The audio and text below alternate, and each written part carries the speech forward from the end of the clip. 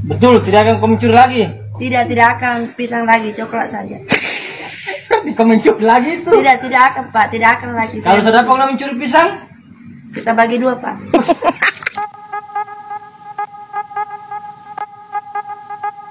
Halo CSku, kita langsung ke part 2 ya.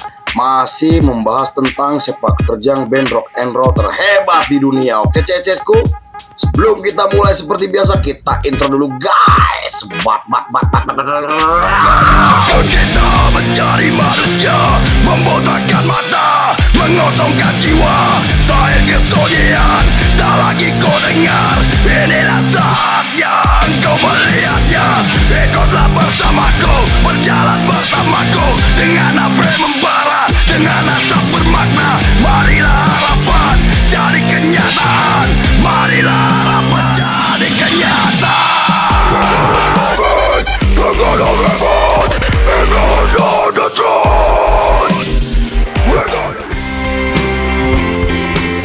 Once upon a time you dressed so fine, they were just and now you don't.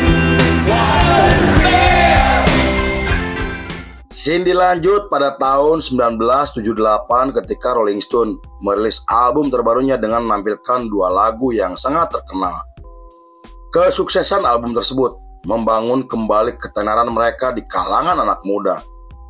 Lalu setelah menggelar tur panjang dan bergabung dengan label Amerika, mereka tampil di acara televisi dengan membawakan lagu terbarunya. Lagu tersebut menimbulkan kontroversi di kalangan masyarakat karena liriknya dianggap rasis dan melecehkan wanita dari kalangan kaum kulit hitam. Hal itu membuat mereka dikecam oleh banyak pihak, terutama Mick Jagger yang telah menulis lagu tersebut. Bahkan seorang aktivis kemanusiaan bernama Jesse Jackson sampai angkat bicara dan menganggap jika lagu tersebut memang berisi narasi rasis dan sangat merendahkan wanita kaum kulit hitam. Namun Mick Jagger membantah tuduhan tersebut dengan mengatakan jika lagu yang ia ciptakan merupakan parodi dari pikiran seseorang tanpa bermaksud menyinggung siapapun. Meski begitu, Mick Jagger akhirnya meminta maaf karena tidak ingin masalah tersebut semakin membesar.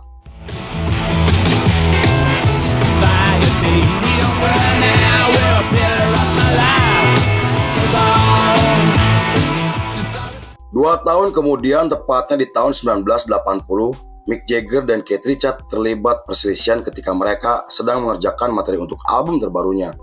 Perselisihan tersebut semakin membesar ketika Jagger menolak terlibat dalam tur di musim panas mereka. Hal itu dipicu karena Keith Richards mulai ikut campur dalam mengelola band yang sebelumnya hanya dipegang oleh Mick Jagger selama bertahun-tahun.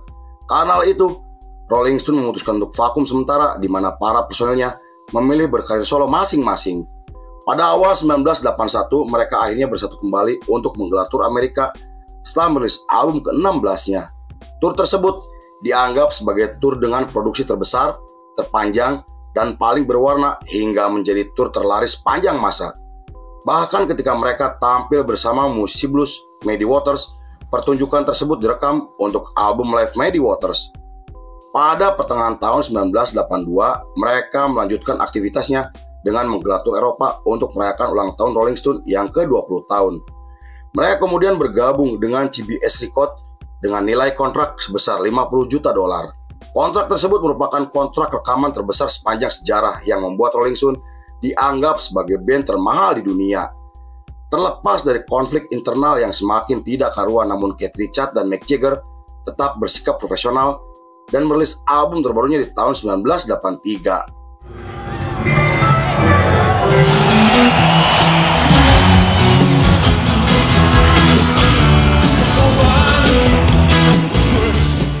Pada tahun 1985, Mick Jagger mulai sibuk dengan karir solonya dan pernah mengatakan jika ia sudah tidak tertarik dengan Rolling Stone.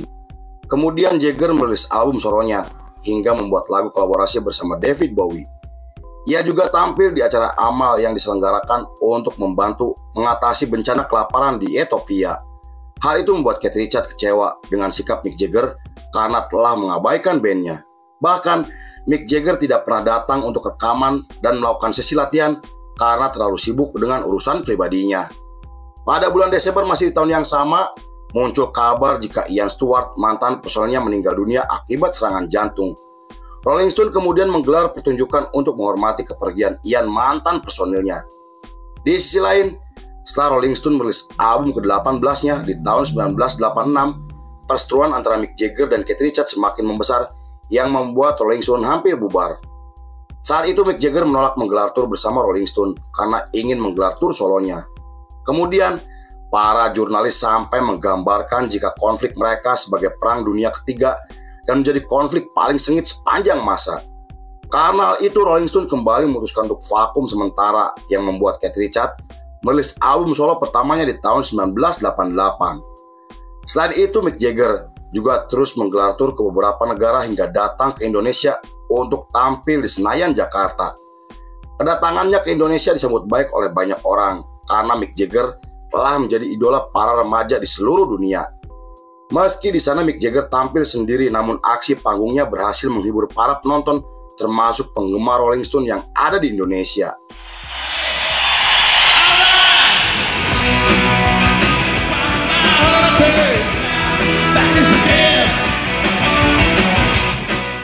Pada tahun 1989, Rolling Stone dilantik dalam Rock and Roll Hall of Fame atas kontribusinya terhadap industri musik dunia. Mick Jagger dan Keith Richards juga memutuskan untuk berdamai demi bandnya dan merilis album terbarunya yang ditunggu-tunggu oleh para penggemarnya. Kemudian mereka muncul di film dokumenter yang ditayangkan oleh BBC TV, dan setelah merilis album ke-19-nya, mereka menggelar tur dunia dengan menampilkan Guns N' Roses sebagai band pembukanya.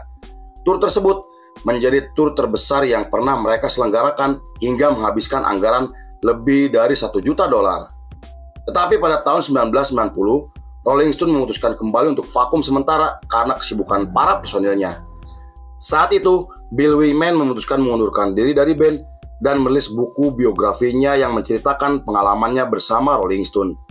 Di sisi lain, Mick Jagger menikah dengan seorang model terkenal setelah menjalin hubungan dan tinggal bersama selama 13 tahun. Pernikahan tersebut digelar di Bali, Indonesia dengan menggunakan upacara pernikahan agama Hindu. Tetapi pernikahan mereka tidak diakui oleh pemerintahan Inggris dan dianggap tidak sah secara hukum.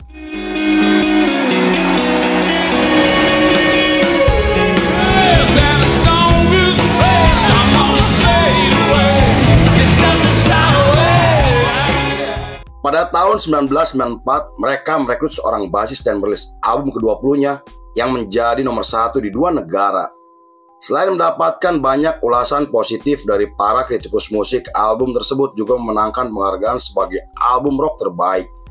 Lalu untuk mempromosikan album terbarunya, mereka menggelar tur yang diperkirakan meraup keuntungan sebesar $320 juta dan tampil di acara MTV dengan membawakan 2 lagu baru hingga menerima penghargaan atas jasa mereka yang luar biasa. Beberapa bulan kemudian, Rolling Stone dinobatkan sebagai band pertama di dunia yang menayangkan pertunjukan mereka di internet secara langsung. Hal itu membuat mereka dianggap sebagai band yang mengenalkan teknologi tersebut kepada banyak orang. Sepanjang periode tersebut sampai tahun 1999, mereka telah merilis 1 album dan menggelar tur ke beberapa negara Eropa sampai ke Amerika Utara. Namun saat mereka sedang menjalani tur, Mick Jagger memutuskan bercerai dengan istrinya dan perceraian mereka menjadi berita besar yang diliput oleh media internasional. Pada tahun 2001, Mick Jagger merilis album solo terbarunya yang diproduseri oleh dirinya sendiri. Lalu setelah terjadi insiden mengerikan yang dikenal sebagai 11 serangan September, Mick Jagger dan Keith Richards muncul di acara amal yang keuntungannya disumbangkan kepada keluarga korban. Beberapa bulan kemudian, tepatnya di tahun 2002, mereka merilis album kompilasi untuk merayakan ulang tahun Rolling Stone yang ke-40 tahun. Mereka juga menjadi headline di acara festival besar dan bayarannya disumbangkan untuk mengobati masyarakat yang terkena penyakit SARS.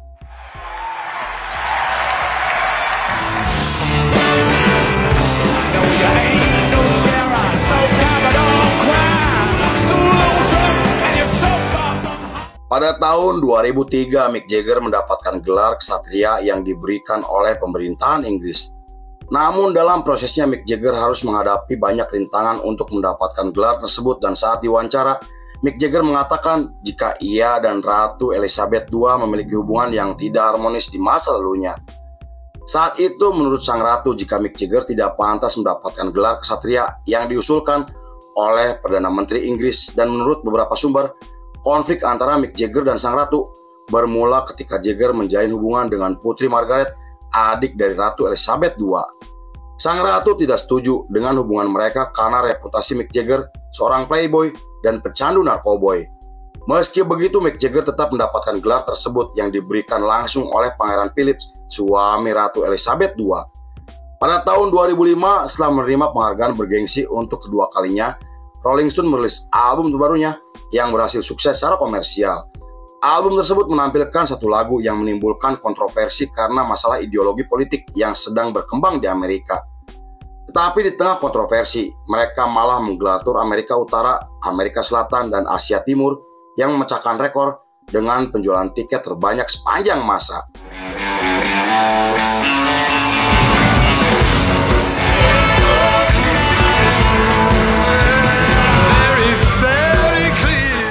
Pada tahun 2006, mereka menggelar pertunjukan gratis di Brazil yang dihadiri oleh lebih dari 1 juta penonton. Pertunjukan tersebut digambarkan oleh para jurnalis sebagai pertunjukan rock and roll terbesar sepanjang sejarah. Tapi beberapa minggu setelah itu, Rolling Stone kembali memutuskan vakum sementara setelah Keith Richards mengalami cedera akibat terjatuh dari pohon. Selama vakum, Ronnie Wood melanjutkan program rehabilitasinya agar bisa terbebas dari kecanduan alkoholnya yang semakin parah. Pada tahun 2007, The Rolling Stone bersatu kembali untuk menggelar tur Eropa yang sempat tertunda karena kesehatan para personilnya. Mereka juga tampil di festival besar di mana mereka tampil satu panggung dengan Amy Winehouse untuk pertama kalinya. Sepanjang periode tersebut sampai tahun 2012, The Rolling Stone telah menggelar lebih dari 1.000 kali pertunjukan dan meraup keuntungan sebesar $560 juta. Mereka kemudian merilis ulang album lamanya hingga merilis buku untuk merayakan ulang tahun The Rolling Stone yang ke-50 tahun. Selain itu, mereka muncul di 2 film dokumenter yang ditayangkan oleh bioskop di seluruh dunia.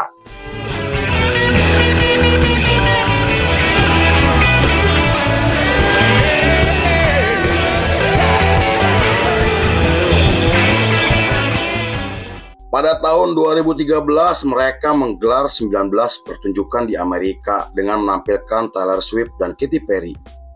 Di tahun berikutnya, Mick Jagger tiba-tiba membatalkan tur setelah mendapatkan kabar jika mantan pacarnya meninggal dunia akibat gantung diri. Tetapi Keith Richards dan personel lainnya memilih untuk tetap di Amerika, sedangkan Mick Jagger terbang ke Inggris untuk menghadiri upacara pemakamannya.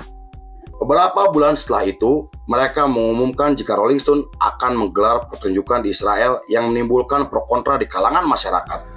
Selain dikritik oleh para aktivis pro-Palestina, beberapa musisi seperti Roger Waters dari Pink Floyd menyarankan agar mereka membatalkan pertunjukan tersebut.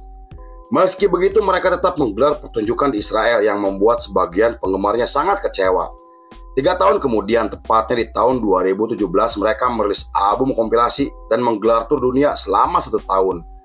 Mereka juga sempat vakum akibat kelelahan di mana Mick Jagger dilarikan ke rumah sakit karena penyakit jantung yang ia derita. Bahkan pada tahun 2019, Mick Jagger menjalani operasi agar dirinya bisa hidup normal dan kembali tampil di atas panggung. Hal itu menimbulkan rumor yang mengatakan jika Mick Jagger akan pensiun dari dunia musik yang telah membesarkan namanya. Namun, rumor tersebut dibantah oleh Rolling Stone dengan tampil di acara amal yang disiarkan langsung pada tahun 2020.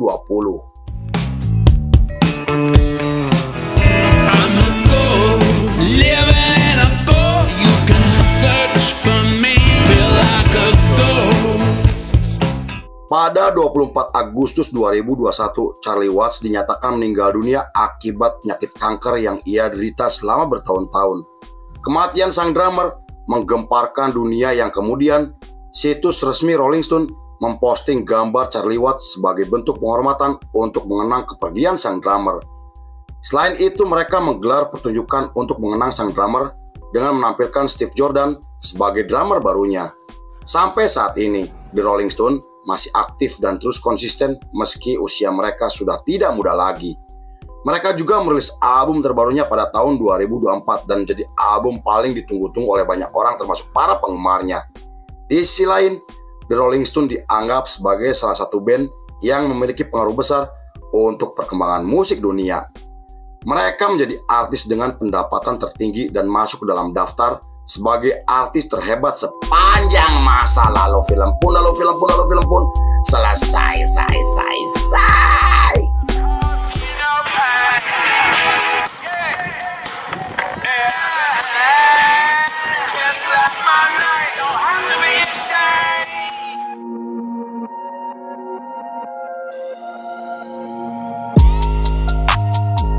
Satu-satunya penampilanku yang terbaik adalah ketika melakukan kegilaan di atas panggung.